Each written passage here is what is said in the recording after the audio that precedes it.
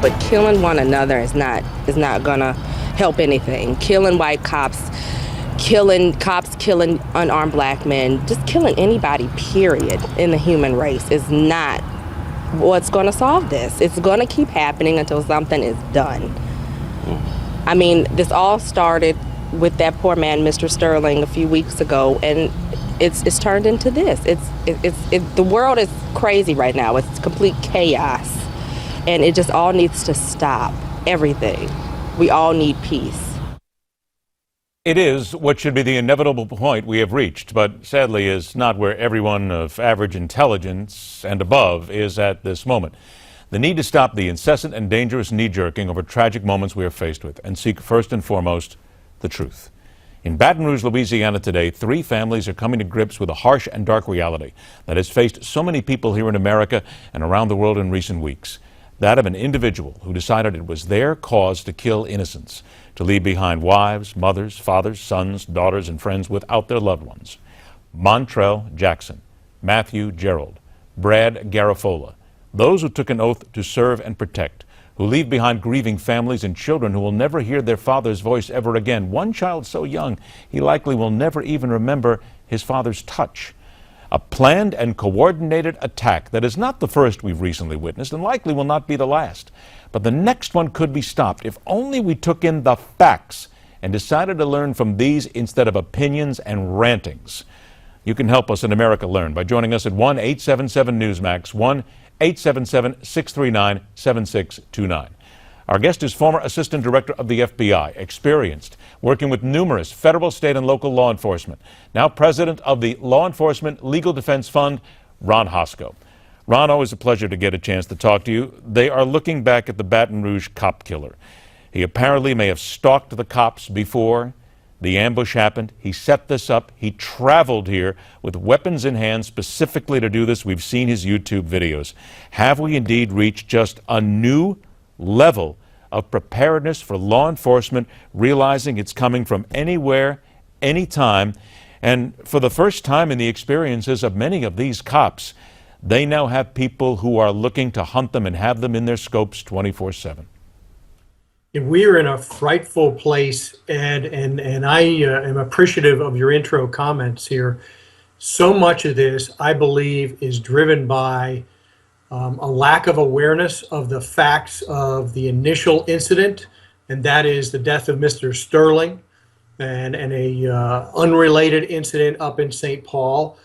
But we have too many people in our country who, the facts be damned, they don't want to wait for those facts. And it seems like we've learned nothing from what happened in Ferguson 2 years ago, where there was a rush to judgment, and a lot of those citizens needed out there was a rope and a tree, and Darren Wilson would have been hanging from it, only to find out 3 months later a local grand jury says no crime, and 3 months after that, shame on Eric Holder, the federal system, the U.S. Department of Justice says there was no crime.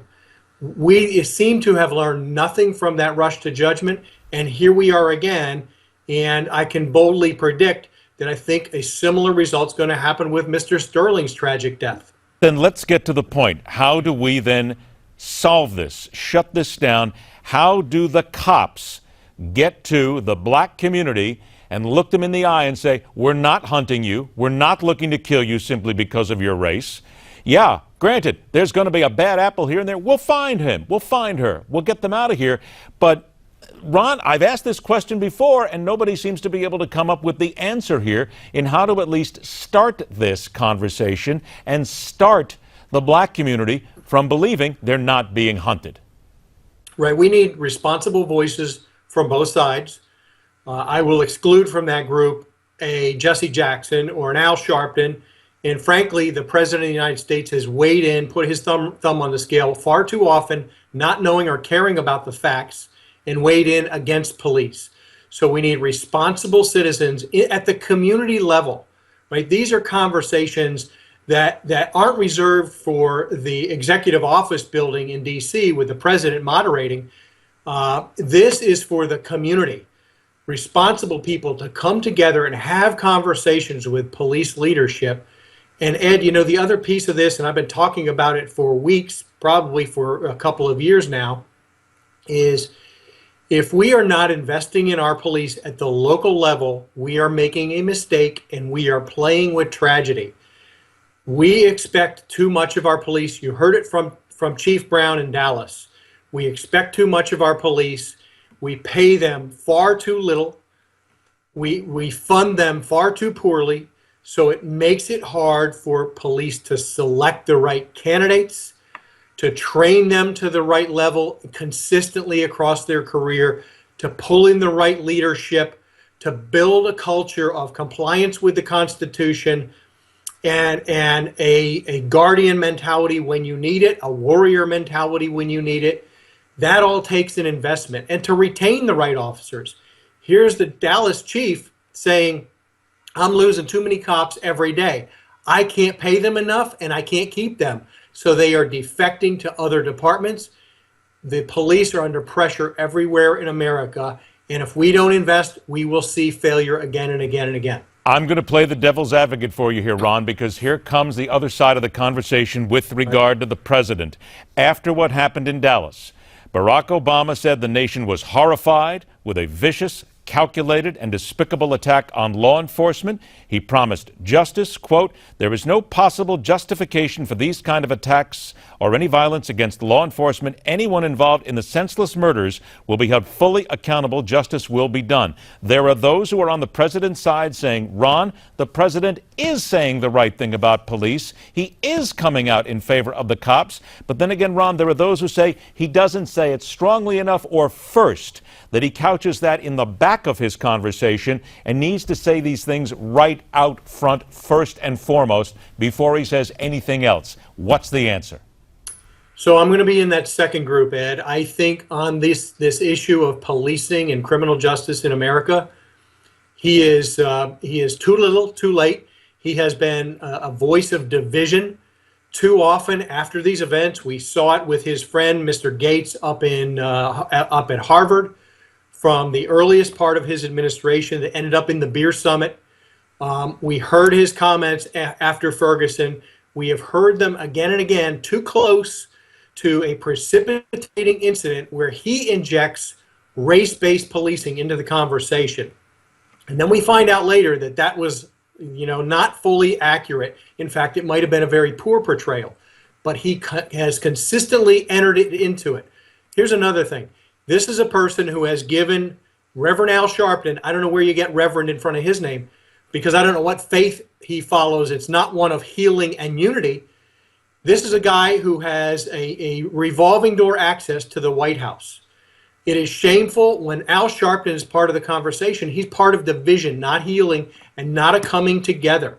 But here he is again last week at another conference at the White House, sitting 3 places away from the President of the United States. I'm going to have to interject here because I lived in the Hudson Valley at the time that the Tawana Brawley case happened. I was a kid back then, and there used to be a bumper sticker that said, I'm from Wappingers Falls and I didn't do it. He lied about that. He continues to lie about that. And I'm going to have to agree with you here that when somebody like that sits there who is a blatant liar, a despicable human being who stands against so many people, you're right. That's the sort of optics, if you will, that is always difficult to overcome. And the president is the one who always says we've seen bigotry in our lives at some point. No one's innocent. No institution's immune.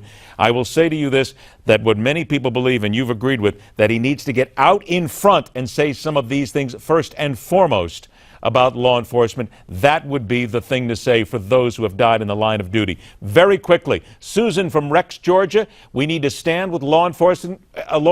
Give me 20 seconds, Susan. Okay, hi. Hi. I just wanted to say this. My father was in law enforcement, and I sympathize with all of the fallen police officers that have passed and those that are healing. This happened in Georgia. You didn't hear this, but after what happened in Dallas, it also happened in Georgia that 2 officers were taken and they were surprised as well. Okay, Susan, I appreciate that. Unfortunately, we're out of time. I have to get somebody else in here. Thank you very much. Vernon, Peoria, Arizona, you believe law enforcement needs to be held accountable. You got 20 seconds. Go.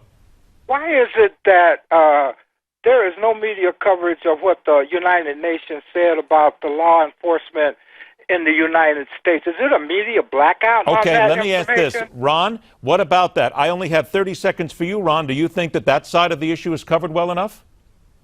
I think that there's plenty of coverage. In fact, I think there's an excessive coverage on alleged sins of law enforcement. There should be coverage. There should be accountability and transparency. Absolutely. But I also think the mainstream media has painted the cops as the evil force, a dark force in America, and they are wrong. It's the police standing for the rule of law and keeping citizen versus citizen violence from burning out of control. I have said from the very beginning, stand with law enforcement. I always will do this. I am a big supporter. I will continue to say that out loud anytime and every time. Ron Hosko, thanks for joining us. On deck, a political party some believe is losing its soul. We'll talk about that and a lot more, and more of your calls when the Hardline continues.